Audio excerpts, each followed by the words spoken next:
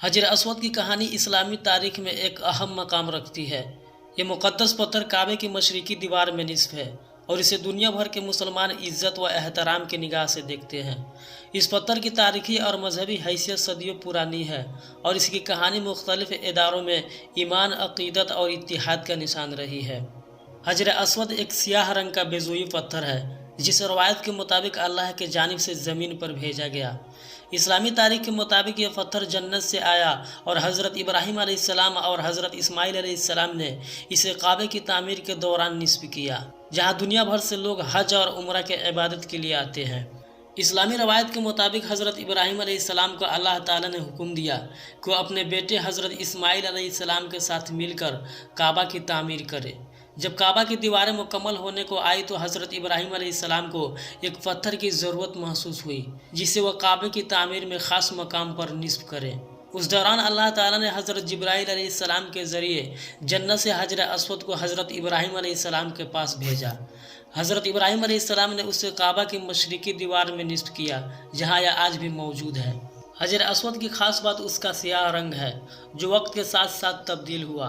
اسلامی روایت کے مطابق جب یہ پتھر جنت سے زمین پر آیا تو اس کا رنگ سفید تھا، لیکن انسانوں کی گناہوں کی وجہ سے یہ سیاہ ہو گیا۔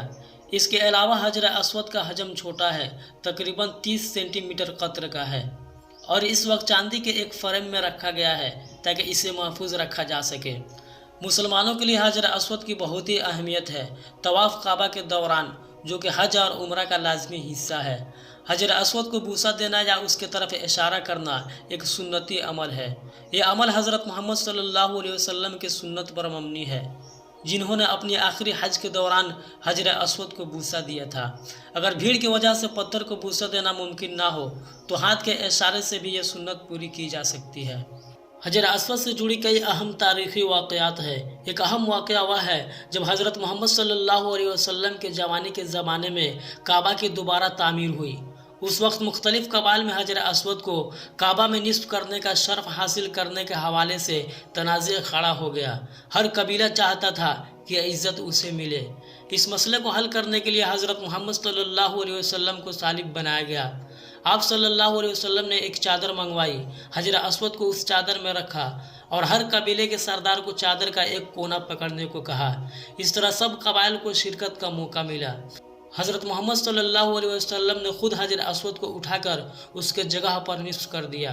یہ واقعہ حضرت محمد صلی اللہ علیہ وسلم کی دانشمندی اور عادل پسندی کا ایک اہم مثال کے طور پر اسلامی تاریخ میں یاد کیا جائے گا۔ تاریخ میں حجر اسود کو نقصان پہنچانے اور چرانے کی کوشش بھی کی گئی ہے۔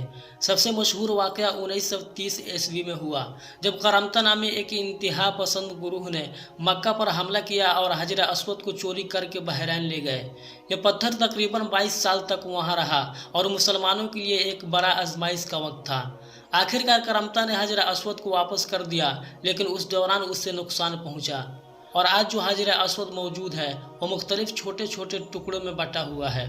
آج حجر اسود کو چاندی کے ایک فریم میں محفوظ کیا گیا ہے تاکہ یہ مزید نقصان سے بچ سکے۔ حاجی اور زائرین اسے طواف کے دوران دیکھ سکتے ہیں اور اسے بوسہ دینے کی سنت پر عمل کر سکتے ہیں۔ یہ پتھر مسلمانوں کے لیے ایک روحانی مرکز ہے اور ان کے ایمان کی علامت ہے۔ حجر اسود کی کہانی ہمیں اتحاد، عقیدت اور صبر کا سبق دیتی ہے۔ یہ پتھر ہمیں یاد دلاتا ہے کہ اللہ کی نشانیاں زمین پر موجود ہے اور ان کا احترام کرنا ہمارا فرض ہے۔